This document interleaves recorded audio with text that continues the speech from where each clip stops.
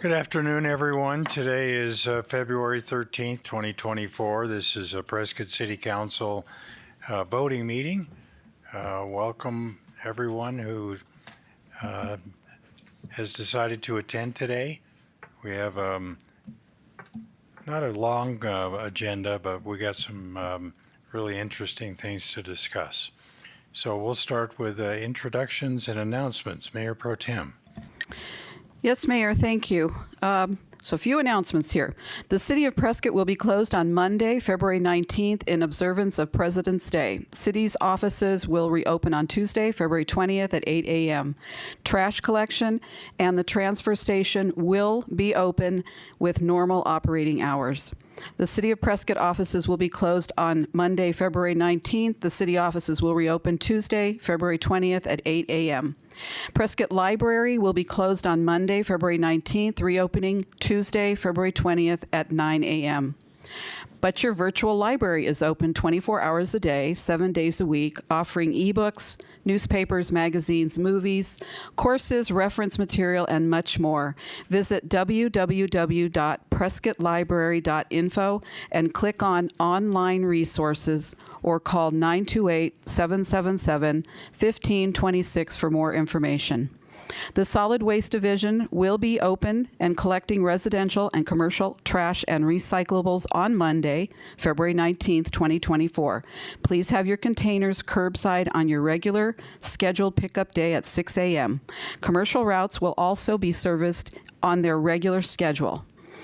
The City of Prescott Transfer Station will be open on Monday, February 19th from 7 to 3 o'clock. Please remember to cover and contain all loads when transporting them to the transfer station located at 2800 Sundog Ranch Road. For more information, please visit www.prescottrecycles.com or call the Solid Waste Division at 928-777-1116. The Arizona Association of Chief of Police, AACOP, announced that Prescott Police Chief Amy Bonney has been named Arizona Chief of the Year. And Chief, I think you're back there. Congratulations. Wonderful. Chief Bonney was nominated by her peers and was selected based on her accomplishments as a law enforcement leader, her service to the association, and most importantly, her service to her community. The nomination included information on several accomplishments that Chief Bonney has achieved during the past 2 years while serving our community and department. Here is a sample of her service to the community. Chief Bonney spearheaded the facility K-9 program for our Victim Services Unit that services victims of major violent crimes. The Prescott Police Department was the first agency within Yavapai County with a full-time facility, K-9. That should be faculty, I believe, isn't it? Or is it a facility? I guess it is. Facility, a K-9 facility. How's that? That is also responsible for assisting victims of violent crimes. She is a dedicated member and the past president of the Prescott Kiwanis Club and a member of the steering committee for a local annual fundraiser that is in memory of the Granite Mountain Hotshots. She is a member of several local and statewide committees that include the Arizona Leadership and Development Program through the FBI National Academy Associates, immediate past president of the FBI National Academy Arizona chapter, member of the board of directors for the Arizona Law Enforcement Torch Run for Special Olympics, and the board of directors for the Arizona Fallen Officers Memorial. Let's all wish Chief Bonney congratulations on this award. Thank you very much.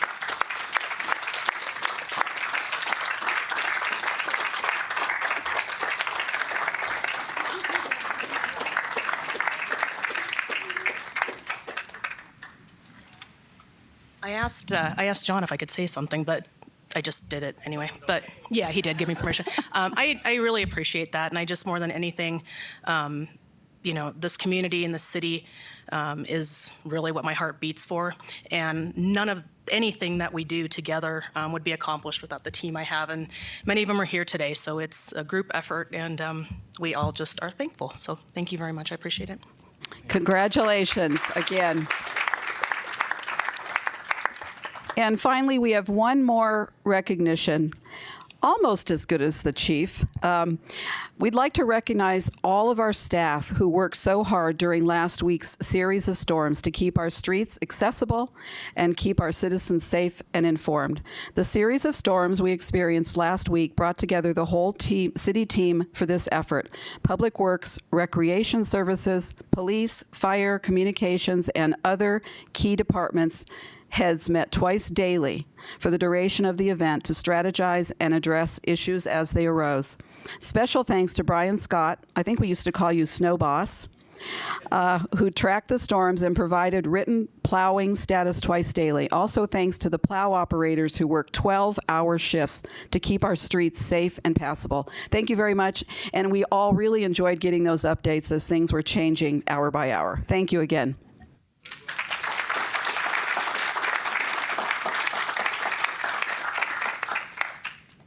And that's all, Mayor. Thank you, Mayor Pro Tem. Now we'll have an invocation for Matt Gottman of the Solid Rock Christian Fellowship, followed by a Pledge of Allegiance from Councilwoman Fruworth. Would you join me in prayer? God, you are a glorious King. You rule with justice and equity. You're a strong tower of protection from harm. You're a safe haven for the vulnerable. And one of your good gifts is the gift of good leaders. And we pray for the leaders of our city today, for our mayor, our city council, and those who further their leadership. We pray that you would guide their thoughts and their decisions, grant them wisdom and insight, give them eyes to see not just the decisions they make, but the outcome and consequences of those decisions, and help them choose the good. Encourage them in what is good, and to act as courageous servants of this city. We ask that you would grant them a unified vision for our city, and that we as the citizens could rejoice in being governed by good rule. Bring your purposes to pass in this meeting today, and bring glory to your name. In Jesus' name, amen. Please join me in the Pledge of Allegiance.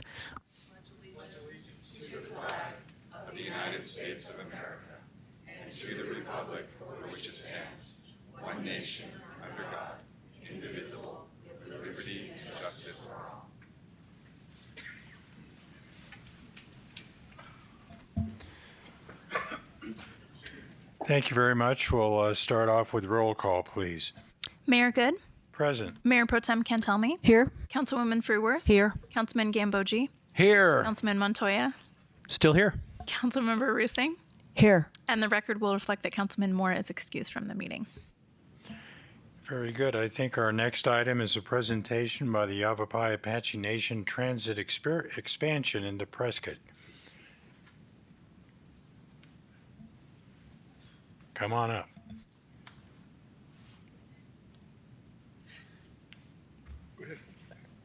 Good afternoon, everyone. My name is Ernestine Smith.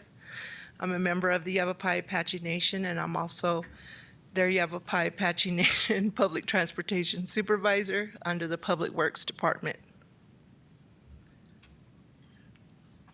I'm Robert Mills from the Contracts and Grants Office of the Yavapai Apache Nation, working with the federal funding to have this transit come forth. My name is David Trujillo. Recently just became the Public Works Director. Thank you. Go ahead, Robert. The Yavapai Apache Nation starting in the public transit system in 2010 to get our citizens from Middle Verde and Camp Verde to Clarkdale and back for work. Since then, we expanded to the entire Verde Valley out to Rimrock, and we have a no-cost transfer system in place with the Cottonwood Area Transit. So we've been doing this since 2010. As we attended regional transit meetings, the thing that kept coming up was there's no public transit between the Verde Valley and Prescott.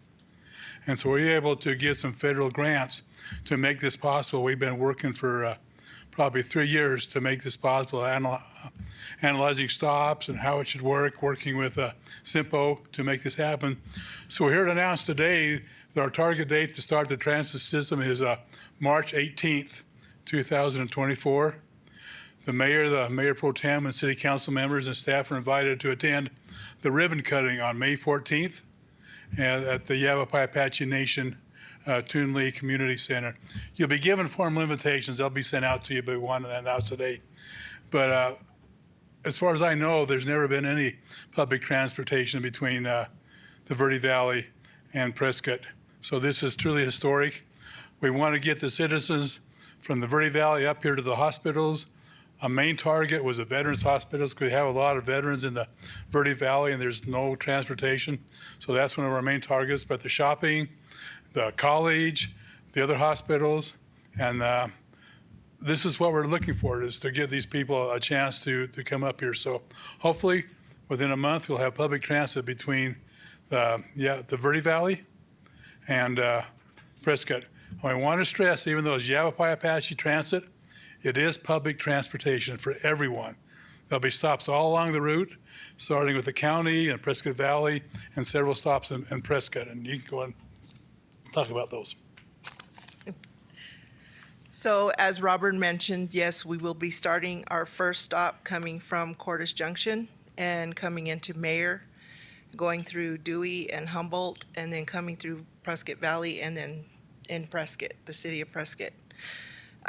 I did have a brief conversation with Phil regarding, sorry, excuse me, I'm so nervous. You're good.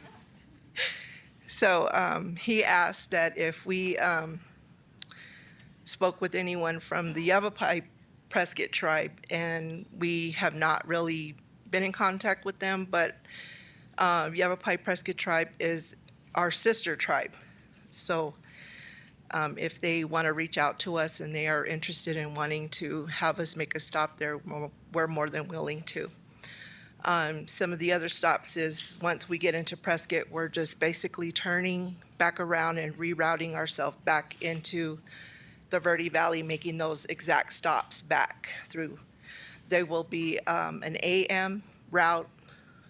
Prior to that, there'll be an express route, the regular 8 AM route, and then going into the PM route, which is in the afternoon. So there'll be another bus coming through.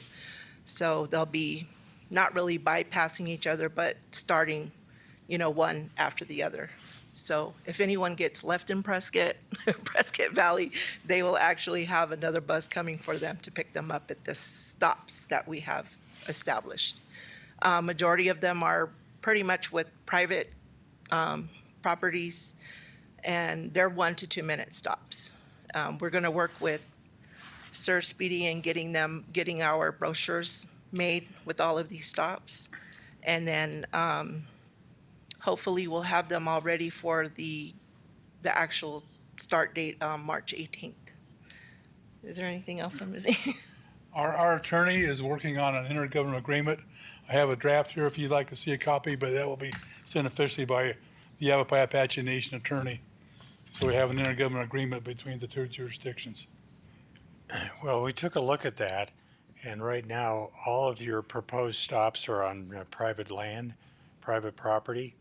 Of course, in the VA, that's a separate agency, and the only concerns or stops that might be proposed are in front of the county courthouse, where we already have a cutout for bus drop-offs. So this proposal can proceed without even having an IGA. But I did talk to the Yavapai Prescott tribe because obviously you're transitioning through their tribal lands. So they talked to their board, and they're totally good with it, no objections or anything. And maybe as your number of stops increases, then there might be some interest in their tribal members utilizing this service. So I applaud you for putting this together, and obviously your tribal members and the veterans over there that utilize the Northern Arizona VA healthcare system will find this extremely valuable. And if anybody wants to come over and do some shopping in Prescott, we'd appreciate that too. Well, thank you for your time, and I want to stress again, is Yavapai Apache Transit but it is public, open to Right. all the public. And hopefully we'll be seeing you in a month or so. And you will get the formal invitations to the ribbon cutting on March 14th. Thank you very much. I would like to add, though, that we've been working with some of the ASA adult probation programs with the Verde Valley. And so if there are any of those groups that are here in attendance or anything, if you want to let them know that, they can purchase passes from us. And, once they start realizing that we're coming through, that, they can contact me. I didn't bring any business cards, but they can contact me on the Yavapai Apache Nation's website directory, so they can reach out. Okay? Thank you. Thank you very much. Thank you. I just want to say one more thing. This is new with the routes up here, so we're going to be flexible, and as we go through it, there'll be modifications made. So this is just a starting point of hopefully it'll be a great service to the population for a long time. Thank you. Thank Congratulations. you again.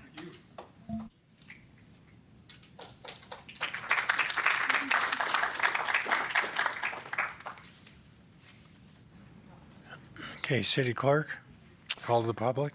Yes. The City of Prescott welcomes public engagement. Residents may comment and address the council regarding matters that are not included on the posted agenda during the call to the public. If you wish to speak, please complete a green speaker card and submit it to me prior to the meeting being convened. As a reminder, speakers are limited to 4 minutes, and the call to the public will be limited to 40 minutes in total, with the following stipulations. Citizens will be limited to addressing council on the same topic only 4 times in total. If a topic has been addressed more than 5 times by different speakers, the mayor may limit future discussion on this topic, and topics of a primarily national concern may be limited at the discretion of the mayor. I do have 2 comment cards today, and the first is from John Francis Williams.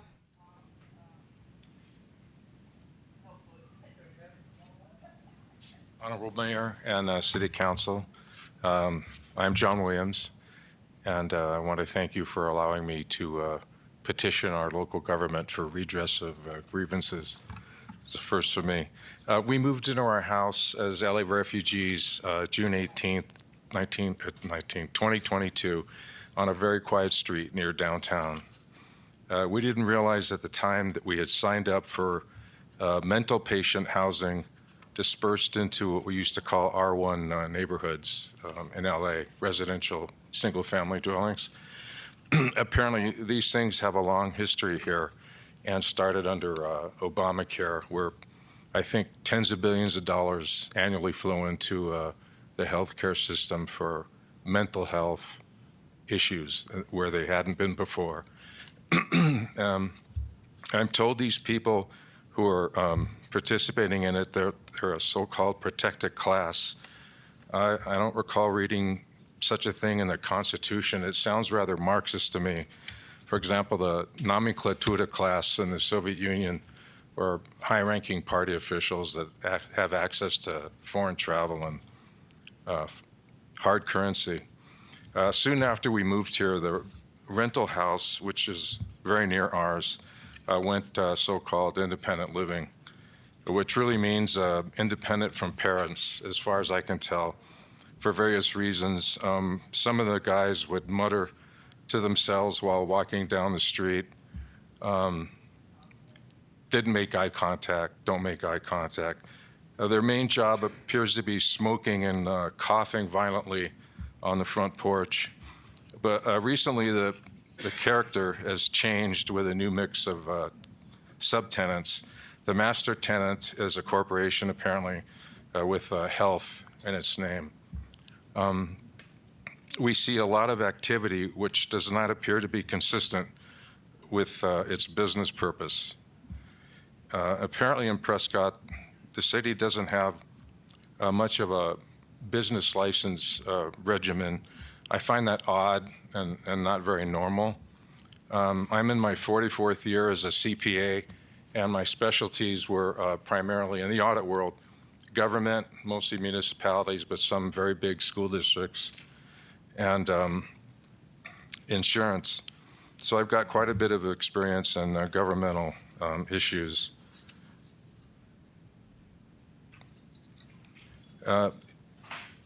Recently, we've noticed that the comings and goings of people, cars, along all hours of the day and night, very often, we have surveillance cameras. I don't sit there at the bay window and stare with a pair of binoculars. I just happen to see these things. We enjoy seeing the wildlife come in, and sometimes when I'm insomniac, I go through my phone and look at what's going on. And it's been a little surprising. Around year end at 9 a.m. one morning, actually, we saw from the breakfast table a young man across the street leaving the backyard gate with a couple of backpacks, which is odd, then hurried back to shut the gate. And the same morning, maybe an hour later, a white van pulled into the driveway and 3 young men got out with backpacks and/or bags and entered the backyard gate. Mid-December, at 3:24 in the morning, a sedan pulls in front of the house and parks in front of the garage, near the garage door. 3:26 a.m., that's 2 minutes later, a white van pulls, or van, not sure the color. The night vision is sort of black and white. Please conclude your remarks. Pardon me? Please conclude your remarks. It's a 4-minute limit. I'm sorry, I have a hard You time. have a 4-minute limit for this call to the public, so please conclude your remarks. Oh, I won't go very long. I just wanted to go through a few of these instances. Right, your 4 minutes is up. Okay. Oh, it's up already. Right. Oh, I barely got started. Okay, very good. Thank you.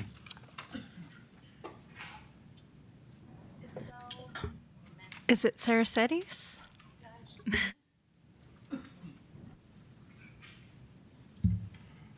Good afternoon, Mayor Good, Mayor Pro Tem Cantelme, and Council. My name is Isabel Cedesedes. I'm a resident of Yavapai County and Prescott Valley. I'm also the chairwoman for Prescott Valley Citizens Alliance. We're a citizens group who works to encourage citizen participation in local government, support good governance, and work to preserve natural open space.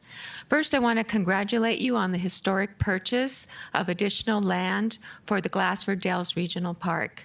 I am here to speak to you today about the future of the regional park and the intergovernmental agreement.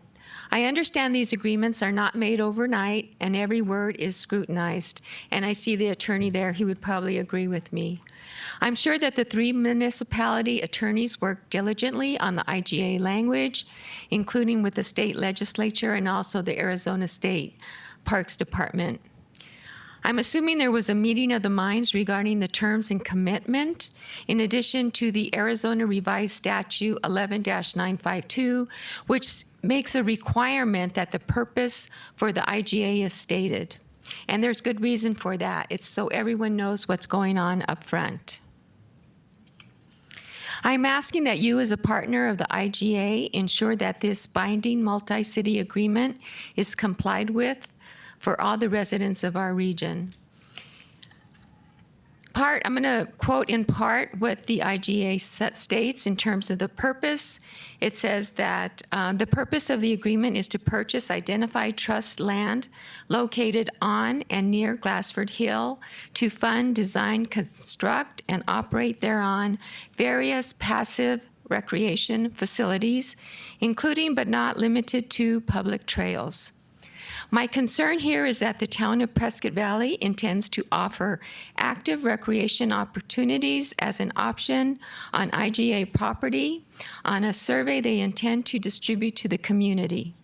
In my opinion, offering active recreation is a violation of the agreement. You have in front of you an example, and on the far right side, it was part of the final report that was made by the steering committee. You can see where it shows active recreation that includes options of an amphitheater, lodging, a bike lift, zip lines, a splash pad, and you can see the bike lift is on there twice for some reason. I've also included my phone number if you need additional information on the final report, as I did serve on that steering committee. I ask that you hold all parties to the agreement as presented to the public. You are probably asking yourselves, why are you here and why aren't you at Prescott Valley? Well, many of us have spoken at Prescott Valley, and it has fallen on deaf ears.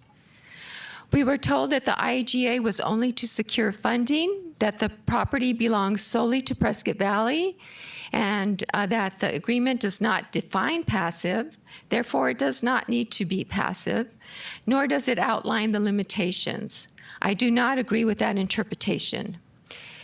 We have spoken to all the parties involved, including Yavapai County, and we intend to continue to speak out. I just want to let you know that when the intent, spirit, and contractual requirements are breached, it betrays public trust and diminishes confidence in regional leadership. I ask that you support the contractual requirements of the IGA and that you demand that all parties adhere to the passive recreation requirement. I also ask this mayor and council to have staff investigate this matter and consider legal action if the IGA terms and commitment are breached. Thank you for your time today, your service to our community and to our region. Let's work together for a better tomorrow. Thank you. That's all, Mayor.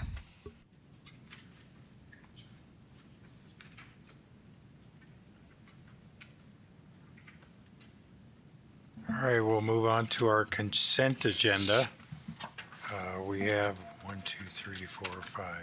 6 items. Does anyone want to pull anything from consent? Nope. Probably need to get back to that.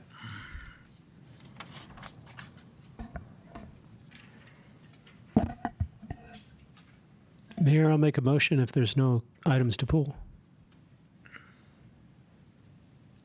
Can you say that again? I said I'll make a motion if there's no items to pull, or did someone say they wanted to pull anything?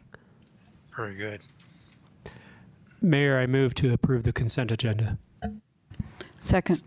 We have a motion and a second. Please vote.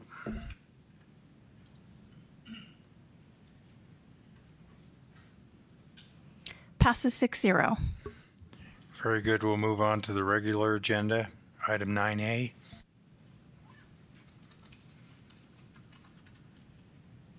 Sorry about that. My computer froze.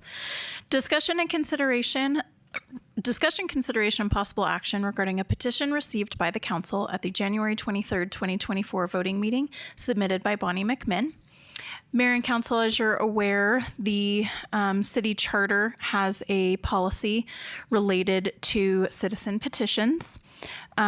Before you today is this item in accordance with that charter stipulation. Gwen is here, and she is going to discuss staff's review of the proposal, as well as some of the revisions that were made. All of the documents were included in your packet, so you had the original petition and proposed resolution from Ms. McMinn, and then you also had a red line and a final draft, a clean version with the proposed revisions by staff. We did work with the petitioner and her group on this, and she will speak with you all to address that as well after Gwen is done. Good afternoon, Mayor and Council. Gwen Rowich, Public Works Director. I had the opportunity to work with the representatives of this petition last week. I think we were on the second of 3 snowstorms. We were in the middle of that when we met, but we made some good progress. We had good discussion. The essence of the red lines before you was really to hone in on the actionable items that this group is asking us to do. So in total, I would tell you that that's the essence of the red lines that are presented here in front of you. And that's all in the interest of allowing the public to continue to be able to make comment on this very public process, a project. I will say that to date, the city has already held 2 study sessions. We've had 2 public meetings. And we also had a citizen survey on this project that was open to the public for more than 90 days. So it's been our intention from the very beginning to include the public in this process because, as we said, the Heart of the Dells is important to everyone in the community. One of the main things that the group is asking us to do is to continue the ability for the public to make comment on the project as it progresses through what we informally call the 8 steps of any capital improvement project that we do. And those 8 steps are in the table that was in the back of the resolution. That is an informal process that we use, but we do use those 8 steps for all capital projects. In this petition, they asked us to insert an additional 60-day comment period, which we are proposing to do. Let me see here. Which we are proposing to do during the 6th step, which involves design development of the project. We are currently at step 3, which is to develop a scope of work. And I'll address that here a little bit later in the resolution. So the group is asking that we hold a public comment period of not less than 60 days upon completion of what we're calling a 15% alternative design concept plans. It's staff's recommendation that as we proceed into the scope of work and the hiring of a design consultant, that we ask that consultant to look at more than one design concept for the council and the community to consider as we go forward with the project. The concept design plans will include a traffic report. They kind of go hand in hand, so one cannot precede the other. And during the comment period, the city conduct 2 public hearings and 2 study sessions on the 15% design plans. The plans themselves will include alternatives to a 5-lane road, and the city will publish the public comments within 10 days following each study session, which we can do on our website. In addition to that, the city will provide a scoping report and request for statement of qualification on our city website, which we do for all projects, in accordance with Arizona revised statutes. We will provide detailed financial analysis of the project. That will be a part of the scope of work of the design consultant, is to present the city with cost estimates for the alternatives, and then to comply with the capital improvement program 8 steps. That's the essence of the red line revision. I'm happy to answer any questions you have or that the group still has once they speak.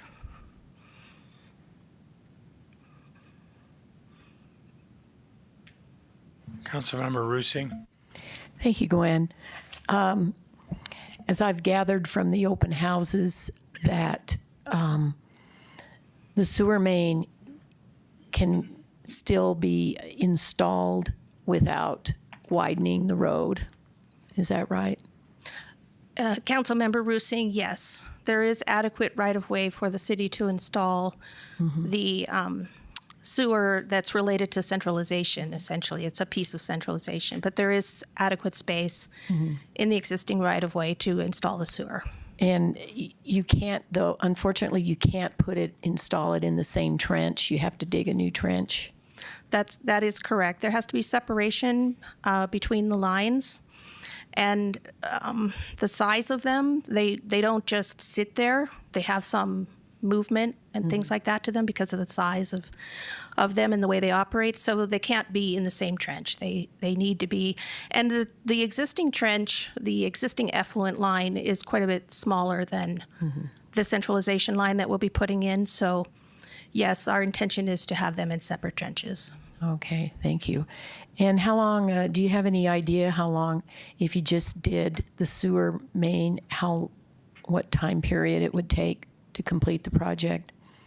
So we currently have design scheduled for fiscal year 26, and construction is not supposed to begin until fiscal year 27. So we would estimate a year to design it and probably a year to 18 months to build it.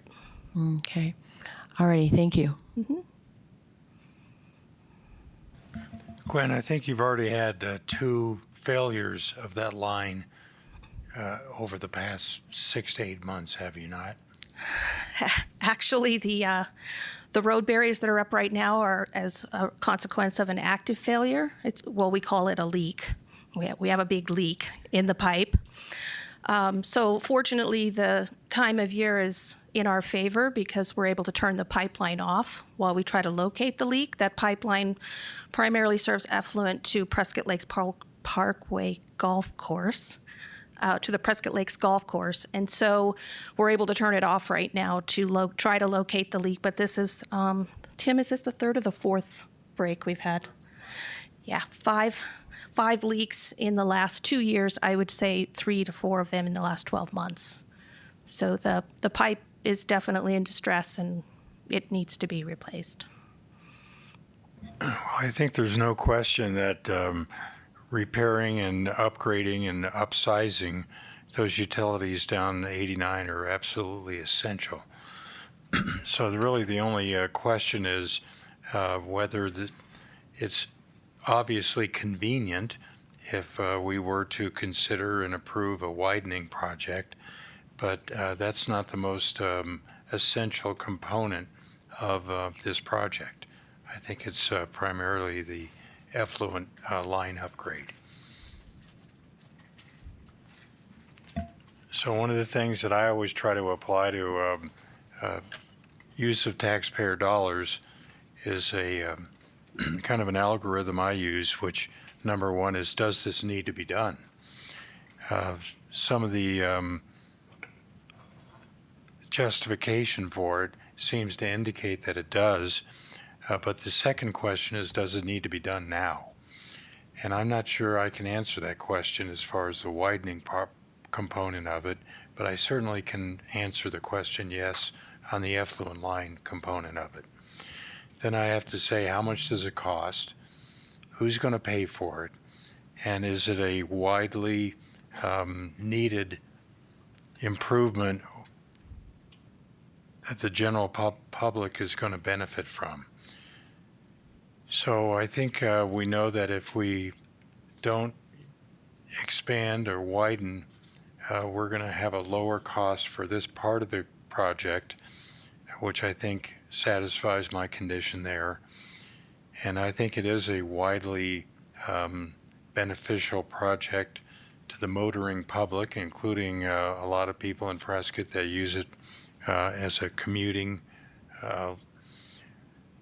highway in and out of the city. So I think other than does it need to be done now, that's where I kind of hit a block. So I think I can support a modified proposal here. And I would like to hear from the petitioners on their assessment of your meeting with them and how the modifications that have been suggested are acceptable or not. Any other comments from the council? Well then, petitioners, come on up.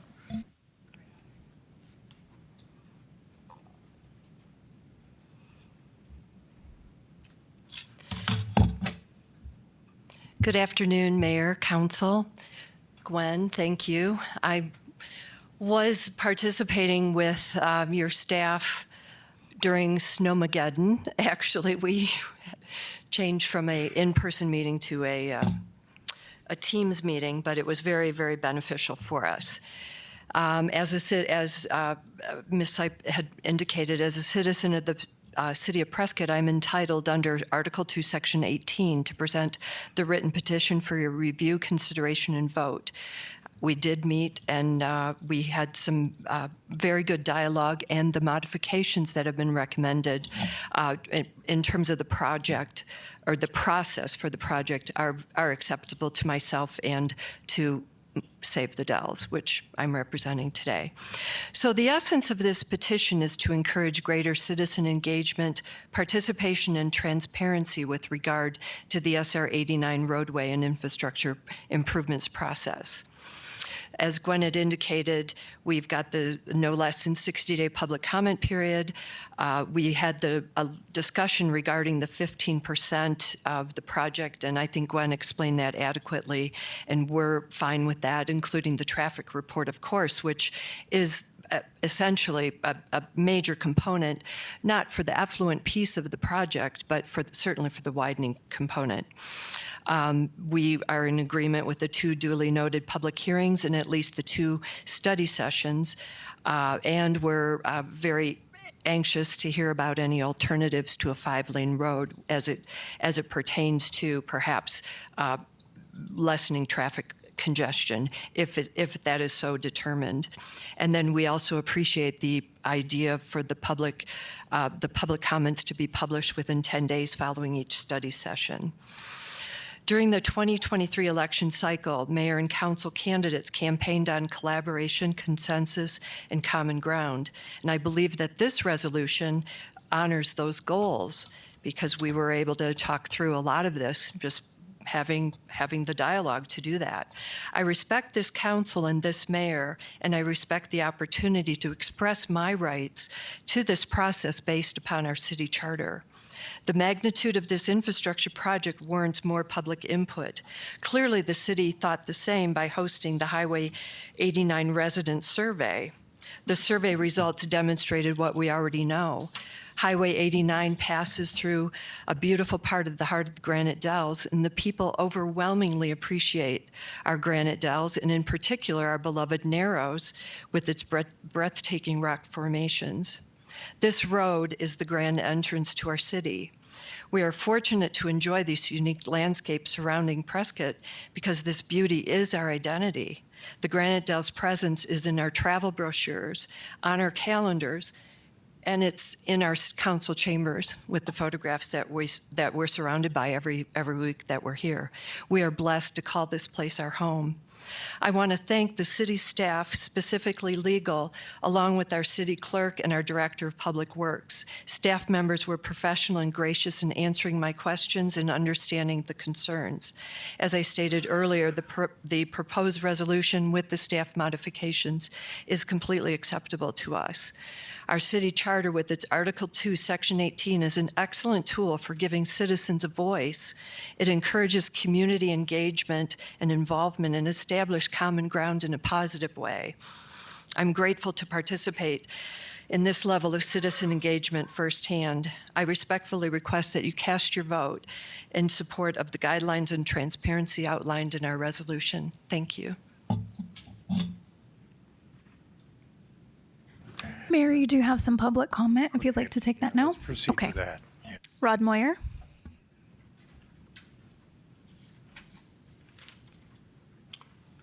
Good afternoon, Mayor and Council. I want to first thank you for considering this resolution and for the work that your staff did in collaborating with Ms. McMinn, the petitioner, and reviewing staff suggested changes. But I also want to thank you for, of your own volition, doing the study session with the public on this. I was involved with Ms. McMinn in collecting some public signatures for this petition, but before it was presented to you as a petition, you all decided to do that study session, and that was very much in the spirit of this petition and all we ask for. Thank you. Joanne Allers.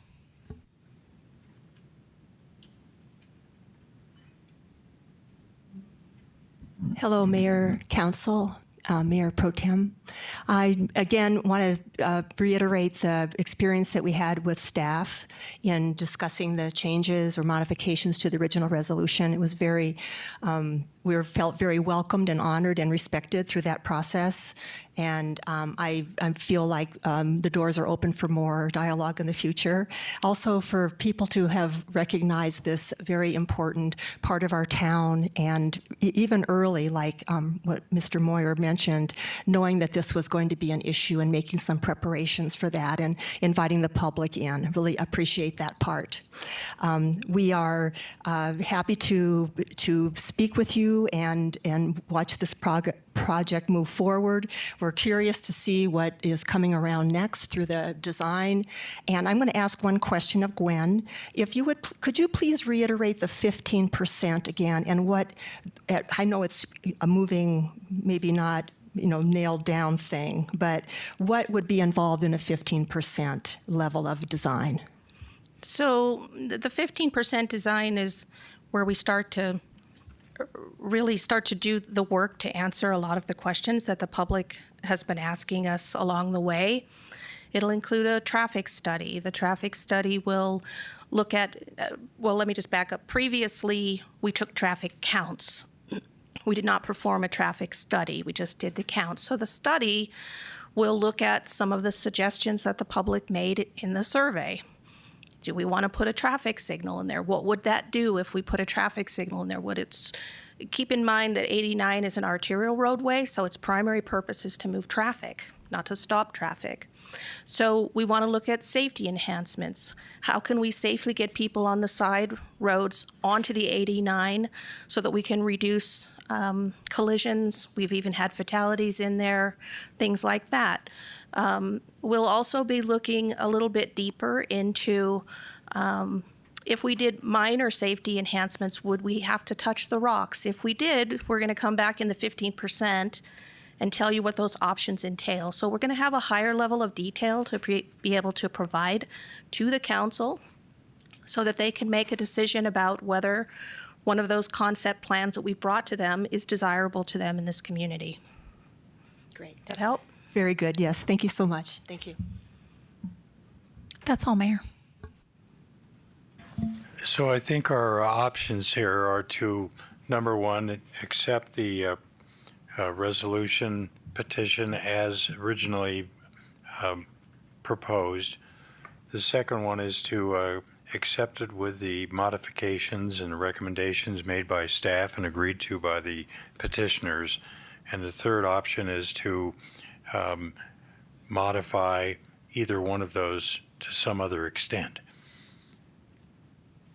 And Mayor, you have the option to deny it as well. Oh, and deny. Thank you for that other option. I appreciate that. I move. Councilmember Rusing, you had a comment? Yes, I would just like to comment for clarification, even though this is called State Route 89, actually the city of Prescott owns it all the way up north to the, I believe, the airport roundabout, somewhere in that vicinity. And secondly, it serves through the Dells county residents.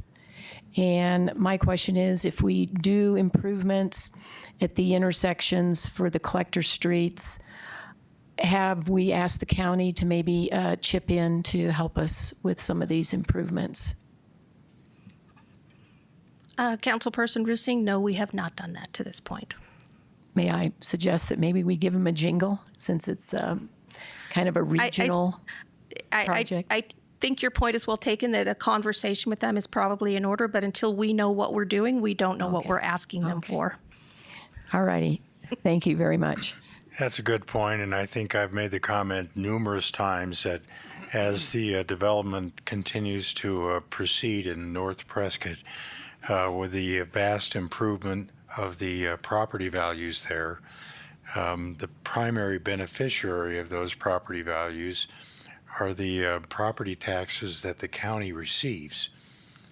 But, you know, the city ends up having to provide all the public safety, and in this case, increases in improvements of capital conditions on that roadway. So I think we have a pretty good case to present to the county for a request of some participation. I'm reminded of the roundabout over there on Pioneer Parkway that services the Hidden Hills development. So maybe it's time for a little reciprocation. So I'll entertain a motion at this point. Thank you, Mayor. I move to adopt resolution number 2024-1876 with the proposed modifications by staff accepted by the petitioner. Second. Okay, we have a motion and a second. Please vote.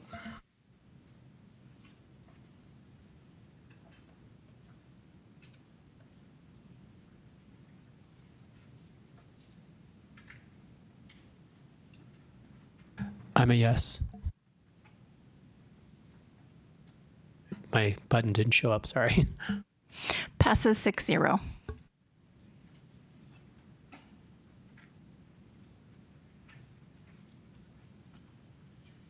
Okay, we'll move on to regular agenda item 9B. Approval of City Contract Number 2023-209A1, an amendment to City Contract Number 2023-209 with Combs Construction Company to replace and repair the sidewalk in the 200 block of North Washington Avenue and on the 600 block of Pine Street. Good afternoon, Mayor and Council. Tim Sherwood, Public Works. I was looking to see if something came up on the screen. So the item I have for you today is the North Washington Sidewalk Replacement Project. Project includes sidewalk replacement in the North 200 block of Washington, as well as some sidewalk on Pine Street, which goes off to the left there.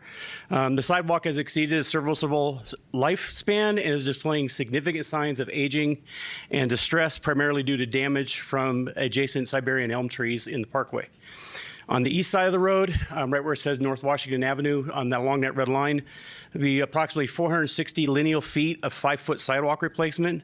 There's a weird little 2-foot ribbon sidewalk that's adjacent to that. That will come out so we can place a new 5-foot sidewalk.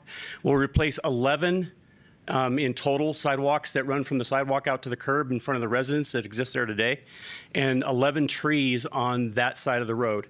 On the west side, approximately 185 lineal feet of 5-foot sidewalk. As well as the same sidewalks from the house to the curb. And then there are also 5 additional locations. Part of the tree removal will include stump grinding, where we'll grind the stumps down below grade so they won't be above grade any longer. And we're also doing 5 additional locations where the trees have already been cut down, trees that have either died or were in distress. Residents wanted them out of there. So we'll grind those stumps down as well, so they're out of the way. Staff conducted a door-to-door outreach the first week of December. Consensus did not reveal a significant opposition to tree removals. Several residents expressed relief that the trees were being removed as they see them as a potential safety hazard. This project will support City Council's strategic goals for highly rated services and well-maintained streets. Staff elected to use the city's job order contracting delivery method for the project, and staff is recommending an award of a contract to Combs Construction, Inc. in the amount of $382,044. And funding for the project is budgeted in FY24 and available in the Streets Fund. And with that, I'd be happy to take any questions. Councilmember Rusing. Good to see you again, Craig. But I'm Tim. Tim, I'm sorry. Yeah. I have a question. Are there going to be any power poles that need to be relocated? Because I've noticed that, especially on Gurley Street, we seem to have a tendency to have power poles coming straight out of our sidewalks. No, there's no power poles in this area. Okay. And then secondly, are there going to, what's the cost per linear foot? I know you threw out some numbers. Has anyone been able to, because I know sidewalks are very expensive. Sidewalk is typically paid as a square foot unit price, and I have the proposal.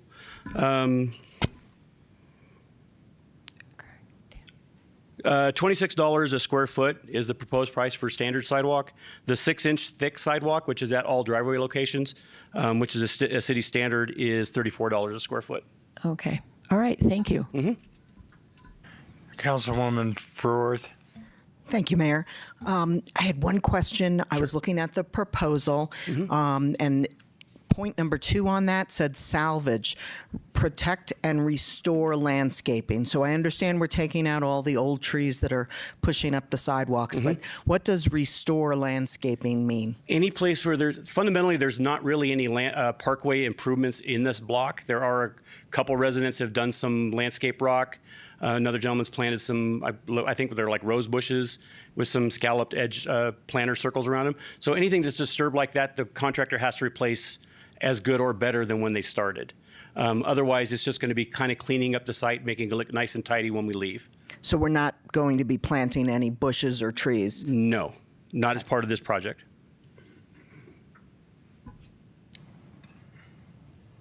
Mayor Pro Tem. Thank you, Mayor. I know, Tim, you and I have been kind of going back and forth, and I'm glad you're back. So let me ask you real quick. Did you have a chance to talk to George Henderson? The question was, for the audience, was having been involved in 2 big infrastructure projects in the Washington Avenue area, although one was on South Washington and the other one was down on Cortez and Carlton. One of the with our neighborhood group, and we met with Jeff Lowe at the time. I mean, this was quite a few years ago now. And one of the biggest misunderstandings with the neighborhood was exactly that. Number 2 here, salvage and restore landscaping. In that area, they did go back and put some rock in all the areas. They didn't really replace anybody's vegetation. There were people, I was one of those that had a custom brick sidewalk section that they did replace back. But everybody was under the impression that they would at least at a minimal replace the rock. Is there any money at all, built into this because of the, again, the low to moderate income of the area? I'm not sure all these people are going to be able to afford to re-veg everything that's going to be taken out. And yes, and there's contingency money in every construction contract that we award for items that come up. City code dictates that a property owner adjacent to a parkway is responsible for that maintenance. Sometimes property owners don't want that burden or that responsibility.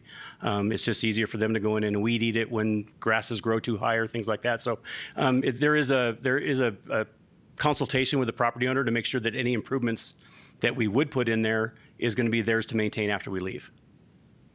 Yeah, that's exactly what was missing for the last 2 projects. That was never made clear to the homeowners, and we have a homeowner group up there. So that was a big confusing thing. I just wanted to make sure that everybody knew that. This area, I don't know if a lot of people spend a lot of time in that area, but right across the street, you've got close to it, the skateboard, skate park. Then you've got the Ken Lindley field. That area is very heavily used primarily by children with skateboards or kids with skateboards. So it's going to be really good to get that sidewalk replacement just because of the area. What happens is it's been so bad in the past that it forces the kids out onto the street. Yes. So this is going to be a great shot in the arm for the area. Not to mention the fact that I just want everybody to understand that every time the city goes into one of these aged, older areas and does a project like this, it really enhances the neighborhood. It raises the value of all the homes. I've seen other streets that have had these kind of projects even more so. Literally within a year, people start to come in and they'll start to remodel some of the the homes that are worse in the area. So it's really just a shot in the arm for the historic area. But that area in particular, very high usage. So thank you for that. Councilwoman Furworth. Yes, in the spirit of learning as a newbie, could you explain what a $30,000 owner allowance is in the budget? That's our contingency. Thank you. And that money cannot be used without authorization of staff, including the project manager, myself, and the director. So that has to be a proposal from the contractor requesting those funds and approved by staff. Tim, I'm not all that familiar with Combs Construction Company, and this is an awfully small project. Is this an amendment or an expansion of a previous contract? It's an amendment to our job order contracting contract that was approved by council last fall. To give you a little background, Combs is the contractor that did the alley improvements here adjacent to City Hall, as well as some improvements over on Pleasant Street. So we do have some limited but acceptable experience with them? Yes, sir. Okay, good. All right, do we have any other comments or concerns? Any public comment on this? No, Mayor. And I'll entertain a motion. Mr. Mayor, I move to approve City Contract 2023-209A1. Second. Please vote.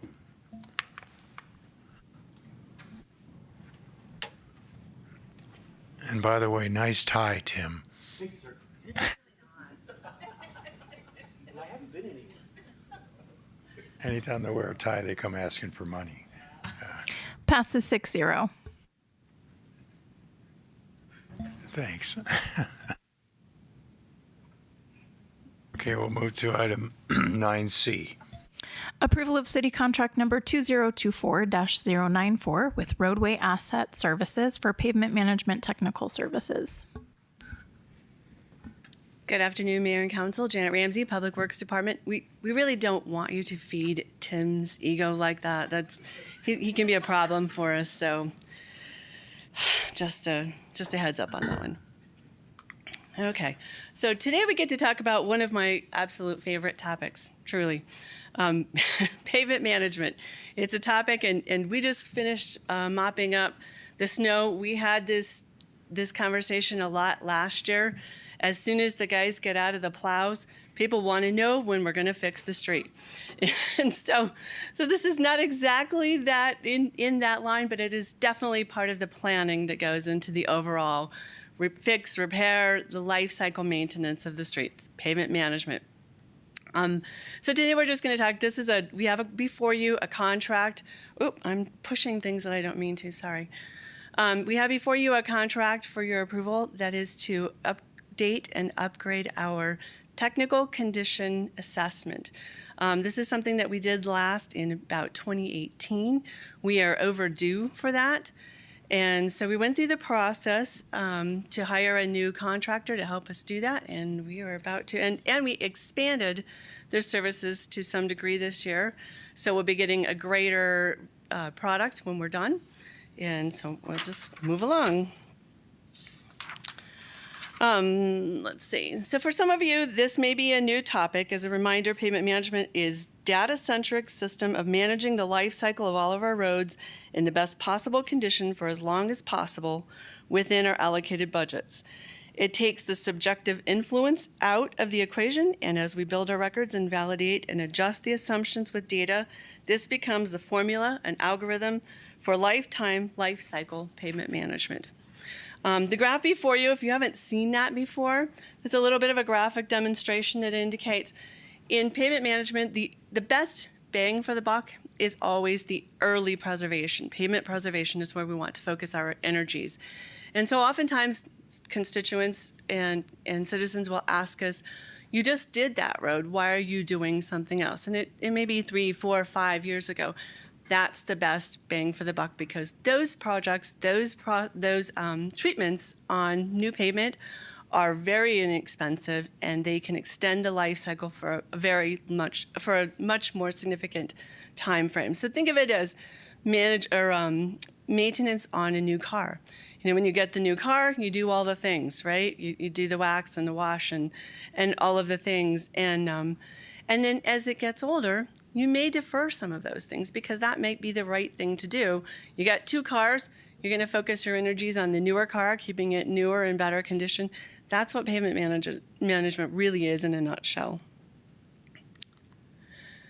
And this is where we get the really cool stuff. When we get some of the reports back, and it tells us, one, the condition of our pavement. Now, that might be good or bad. But it also gives us the roadmap for how we can get to what we want. So if we want to base that on budget, then we can set these technical surveys up and run reports that can help us to get to our goals through the budget. If we want our goals, we have no budget, no limits. We just want every road to be perfect. We can also run those reports. I know, one can dream. So as we get started and we prepare to do this technical condition survey, here are some funky equipment that's going to be riding around in the town. And so citizens should be aware. Now, the technical terms for all of these things, I really couldn't tell you. Lasers and light phasers and all kinds of other things. I do have, by the way, with this, some technical experts this afternoon. Zach Thomason is here with our contractor, and I actually had the privilege of working with Zach a decade ago as I introduced this program of technical condition survey and technical analyses to another agency, and it became our shining star. It really did. So I'm very excited to bring this and, well, to update this with the city. So some of the things that we've added to the program are the full service collaborative consulting. That's Zach in a nutshell. He's on a hotline. And so anytime that we have questions about what we're doing, we are able to reach out to our contractors and get their advice. In the meantime, they work with us closely as they're gathering the data and inputting it into our asset management software so that we can use it. We want usable data. We don't want data that just sits on the shelf. We want to be able to use it. And by the way, as they're doing the surveys, the survey condition reports that come back are compliant with all of the national standards. So it's the American Standard Technical Materials Rating, is that right? ASTM. So you might see that in your packet there. ASTM is a standard for rating pavements across the country, and actually I think internationally. Did I buzz past one there? Nope, okay. So road trip is basically a little bit more of the fancy stuff. So we can get into some of the really granular details of what our pavement conditions look like. So you see cracks, you see rutting, you see the different kinds of conditions around the city, and we treat those differently. We handle those differently, and some of them have a much faster degradation into the life cycle. They can cause things like the big potholes and the cracking that you see. And some aren't that big of a deal and can be treated much more inexpensively. So that's what these report cards really give to us, is a lot of detailed information about that. Greg Patrick, who has taken over the pavement management program on behalf of street maintenance, has been intimately involved in a lot of these. I can tell you that Greg can survey, a couple of roads a day? And he can give us a very, very skilled assessment of these roads. But by using this process, we take Greg's subjectivity out of it, and we can come up with an analytical scorecard for each of our roadways within a short period of time. And now we're just bragging. I mean, this is some of the really cool stuff that we get to look at, some of the report cards that come back with the technical condition surveys. Pavement condition index, again, is that grade. So just like in school, 0 to 100, 100 being the best, 0 being the worst, each of our pavements will be graded, and we can come up with maps, charts, graphs, pies, what do you want? We can give that to you and share that information as we go forward and make our decisions about what projects we want to fund and how we can move forward to, again, getting to that goal, whatever that goal is. If it's pavement management within budget, if it's we have no budget, we can do whatever we want. We can come up with those plans as well. And again, some of the fancy things that go along with that is geospatial deliverable options. I'm not entirely sure what they mean by that, but I can tell you what it means to us, is that we're going to find all kinds of things that are in the road, and we'll be able to put those properly on our GIS maps. That saves a lot of time. It gives us a lot more accuracy in our plans and our reports, so that in this case, I think those are drainage structures that are highlighted there. We do intend to capture drainage structures, among other things, this year. And by putting those on the plans, we understand better what the costs of each project might be and what the implications of those are. So again, we're going to choose the things that are low cost and quick and easy and give us the biggest bang for the buck, and then plan bigger projects for doing those things that need more expensive repairs. As the survey goes along and that fancy truck goes through the city, they take high-quality right-of-way images, and those are stored on our Lucity asset management software. And they actually get several angles. This is just kind of I think this is like a wide angle or a 360. Excuse me, battling allergies. But anyway, we get a lot of those right-of-way images, and they are actually stored right in the database with the numbers.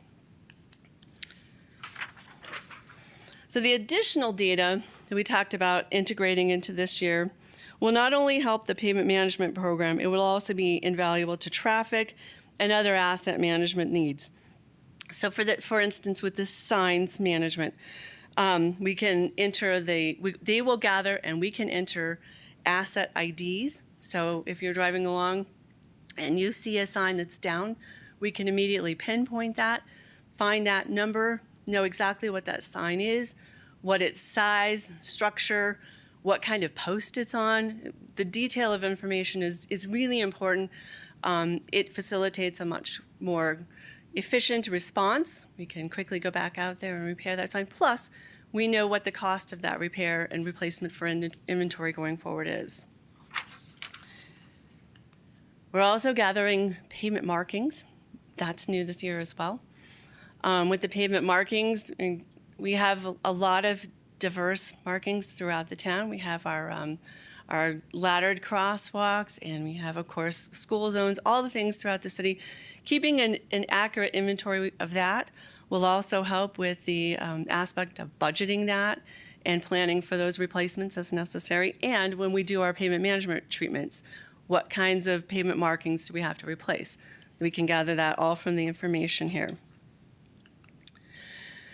So, in summary, we chose to work with RAS, it's Roadway Asset Services, because of their vast, relevant, and local experience. We chose to expand services in this year to include sidewalk and drainage, signs and markings for asset management, and to improve the quality and reliability of our plans.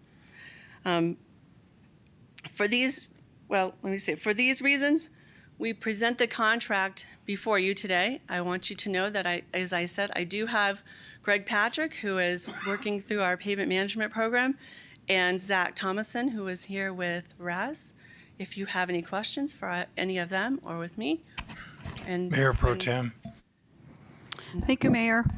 Janet, I have to say this excites me. I'm so excited because as an advocate for the historic area, I have a suspicion the first 20 line items are going to be in our area. Once they start to rate everything. But let me ask you about the process of it. This is a long list of things that you're doing here. So if once the data is collected, and let's say you find in a 100-foot block area like this picture you have right here, that you can no longer see the signs for the crosswalk, then you notice that there's a sign down. Does it collect all that data and then it parts it out to whatever department? Or who does that? Or how does it work? What's the process of the whole thing? So it's collecting the condition of a lot of different things. Yeah, Zach, you want to jump up and you can share with a little bit, and I'll just, as he's making his way there, the information is going to be gathered by their team and inserted into our Lucity Asset Management Program. We gather that data through another process, and we pull from that our work orders. So we'll have to make plans to go do that. We'll have to mine that information. That, again, will depend on what our goals are and what our objectives are. If it's to set, for instance, for next year, we're going to bring to you a pavement management plan. What are our plans for the year? And we'll have all of that information included there. But Zach, do you want to speak a little bit about how that information is gathered and integrated? Yeah, absolutely. Mr. Mayor, Council, it's an absolute pleasure to be here with you today.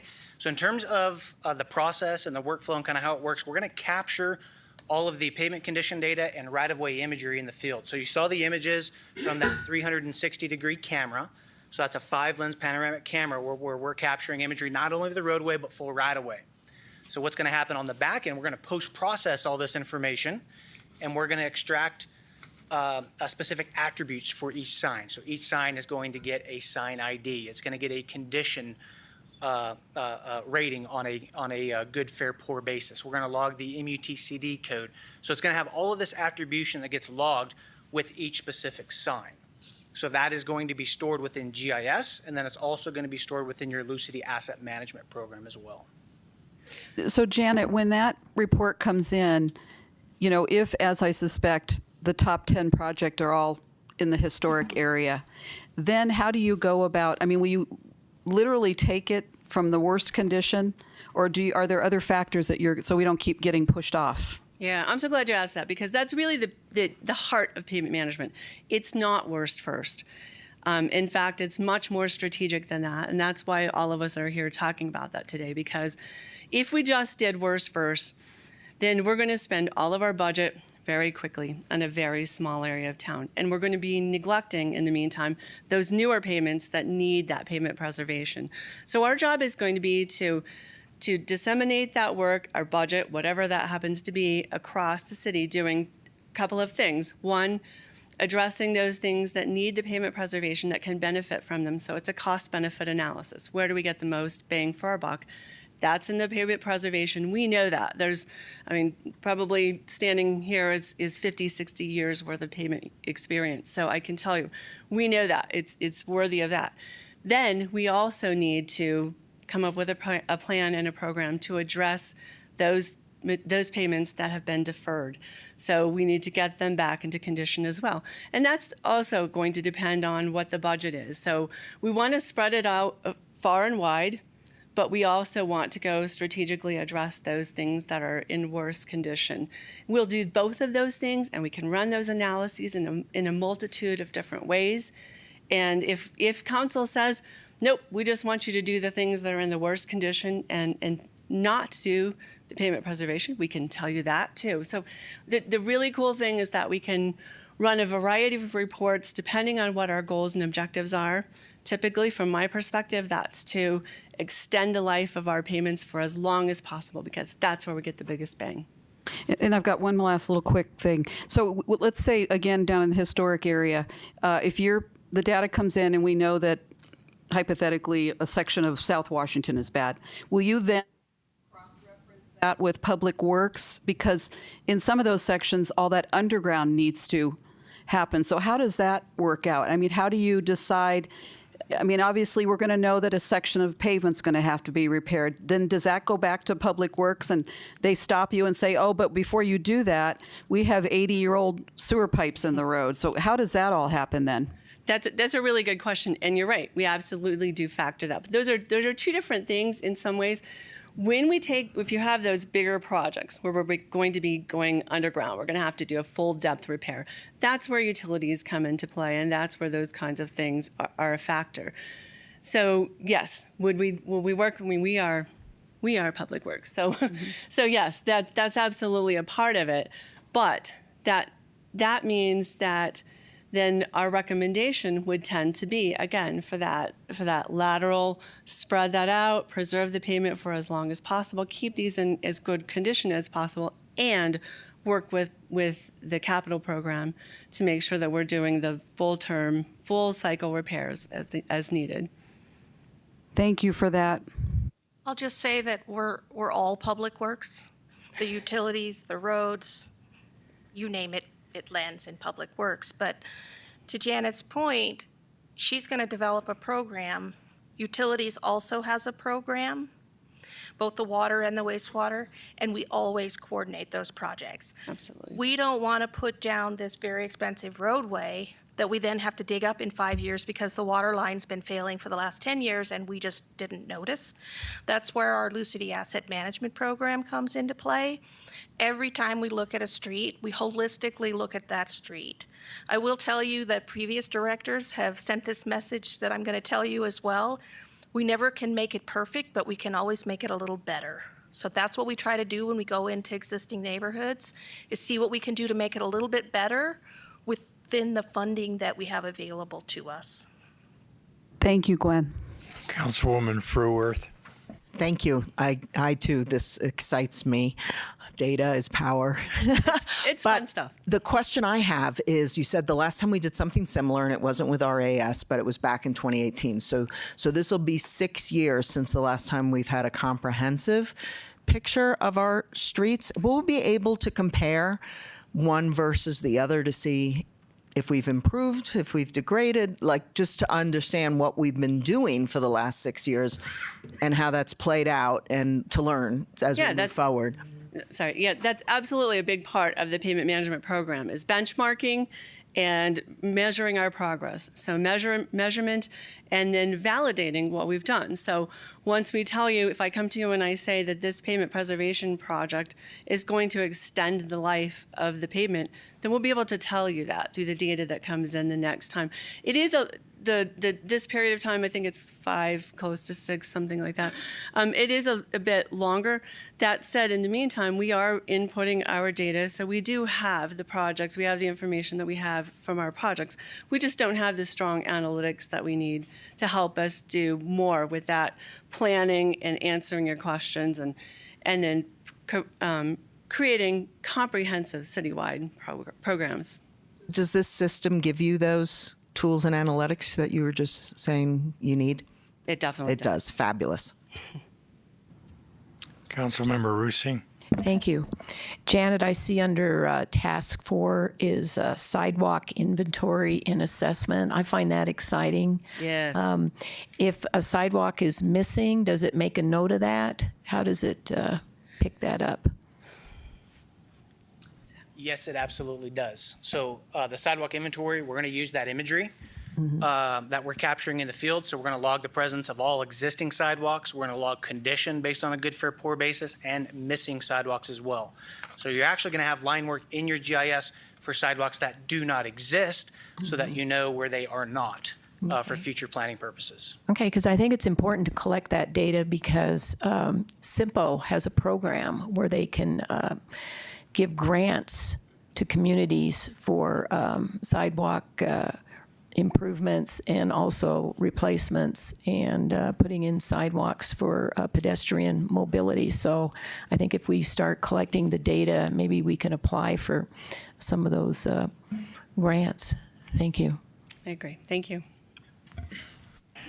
Yeah, I remember when we contracted with that previous vendor and we did core drilling through the pavement to find out what the subsurface condition was, in addition to thickness. And then I think, if I recall, I think our overall PCI at that time was either high 50s, low 60s. And we put a substantial amount of street funding into improving. And I think we're up in the, 60s now, something like that. I think the last time it was rated was 66. Is that right? Yeah, I think it was. On an average, on the whole, Yeah, it was 66. 67. So we are something hoping like to that. see an improvement on that. It does take some time. I mean, just like anything else, the investment is in the process, so it will take some time. But that's absolutely one of the fun things that we want to come do is time after time report the increase, and if you want to see it faster, or you're more concerned about budget, we can adjust those things as well based on the data that we have. So we can actually make some much more informed decisions and help you to understand what kinds of improvements you will see. Well, I understand the primary focus to be on our highest volume arterials because that's what most vehicles use and where most of the wear and deterioration comes from. But I also know that some of these smaller neighborhoods, they're always low on the priority list, and they go year after year or decade after decade without getting any improvement. So I always think that there has to be a certain amount of focus on some of those really poor, smaller projects that can be at least identified as having close proximity to some of the other bigger projects that are going to be done. So some of the smaller neighborhoods finally get some attention, because some of those areas up on top of Indian Hill and those areas up there, they're in horrible shape, but they're low volume and they just never get any attention. So I know there has to be a balance between those two concerns. I agree with you. And I will also tell you that goes into our rating. Our residential streets are 2/3 or greater. What do you have any idea what the ratio is, Greg? Yes, it's probably about 2/3. Yeah, so that is the greater portion. So if we ignore those completely, we can't save the PCI just by doing the arterial streets. We do have to spread that out. That's what I mean by it being a comprehensive program. Is we have to balance the smaller residential streets while we're making sure that we're doing the arterials and the major collectors as well. So it's all a balance, and that's, as you can understand, it's a big process. That's why that data will really help us, because we can start to use technical data to run reports and give us a lot more of that information than just asking Greg to run out and tell us what it looks like. We have additional concerns because of some of the PVC water lines that are up in Cliff Rose and down in Marvin Gardens and even in Hassayampa, because you get one break in the pavement and then you get water leaking in there and washes out the shading around those lines, and then you've got fracturing, and it just continues to fracture uphill through those areas. So I think that adds another component here that I think normally isn't really considered that much, is it?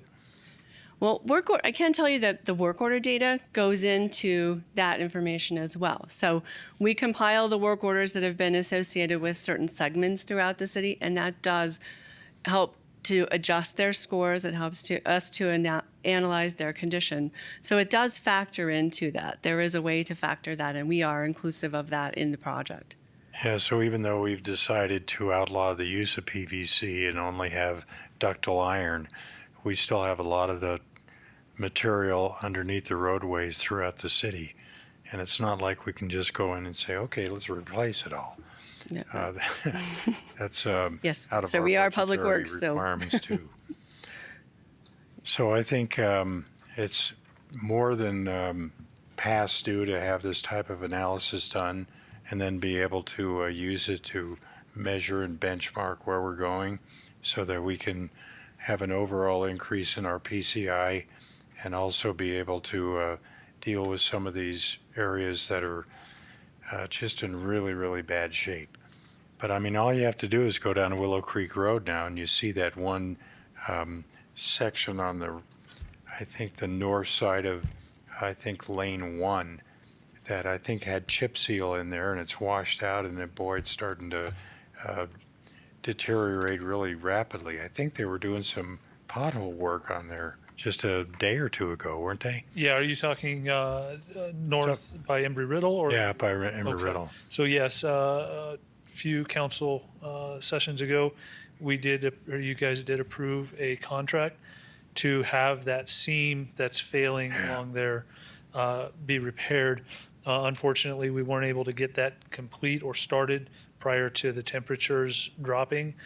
So we're having to wait for those temperatures to come back up before we can do that project. We actually have I mean, I had so many compliments from the people in the community that Brian and the other people in the keeping the snowplows going and keeping the arterials open. But now we're seeing the potholes that generate from that. And of course, now we're getting the complaints about, gotta get those potholes fixed. And there we have another storm front coming in next Tuesday, I think.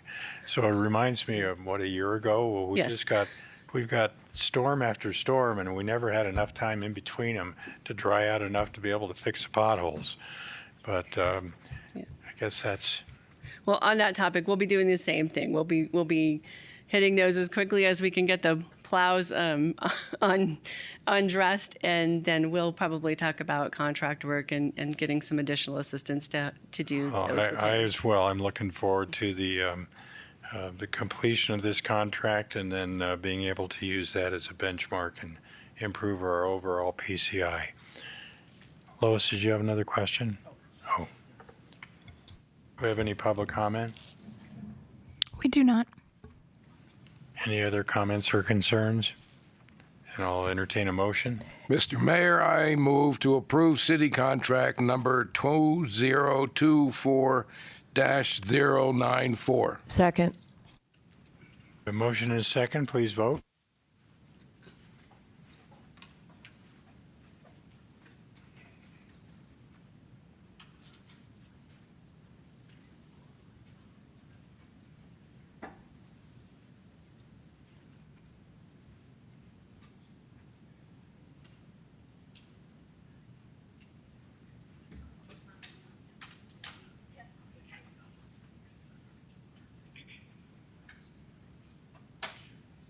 Passes 6-0. We'll move on to our last item, 9D. Approval of revised notice of intent to increase water and wastewater rates and public hearing dates. Thank you, Sarah. Mayor and Council, back in December, we started working with a consultant in the fall of the year to update the city's water, wastewater rates, as well as our impact fees. for fiscal year 24 and 25. In December, council adopted a notice of intent for the water and wastewater rates to be public hearing to be on March 12th, and that would put the workshop on February 27th, which is in 2 weeks. Working with the consultant and getting all the data together, staff decided, there's various things that slowed us down, but staff decided we're really not going to have enough time to go over that to make sure that we agree with the structure and all that before we do the thing. So we're asking for council to adopt a revised notice of intent, pushing the public hearing out to the 28th of May, which would put the workshop on the 14th of May. And that would allow the rates to become effective July 1 if council so chooses. But that'll give us an opportunity to have a lot better study. So we thought it was better to push it off just a couple months so that we can make sure we have a good study and have a chance to review it. With that, I'd be glad to answer any other questions. Do I have any comments or concerns? So I think we have the budget workshop scheduled for May 9th. Okay. And then we so. have the There's second one for May 16th. Yes. Okay. This isn't those. This is a different workshop. That'll be separate. Yeah. Those are on Thursday, I believe. Yeah. So These will you're be talking on about May Tuesday. 12th? No. 14th. It'll be on May 14th, the workshop, and then the public hearing will be part of the voting meeting on the 28th of May. All right, that makes We'd sense. already scheduled these, as Mark indicated. I think they were in March. And so it's just February. pushing them out, remaining on normal council meeting days, but just pushed out a couple of months. May I make a motion? Okay, any other comments or concerns? Councilmember Russing? Yes, I'm just asking, with the rate increase, is there a program if there's people that think that it's a big hardship for them to give them a lower rate? No, we haven't had that before. That's really would be something difficult to do in a utility of only 25,000 customers. Okay. Obviously, APS has a program for people to submit to, but of course, they're 3 million customers as opposed to 25,000. Okay. We've talked about it over the last few years that I've been here, and there's no financial way to make it work out.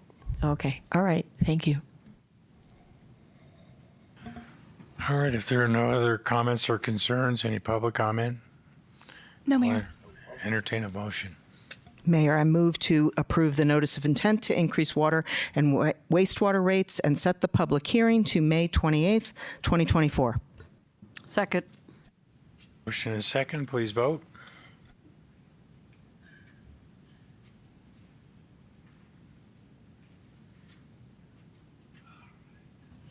Passes 6-0.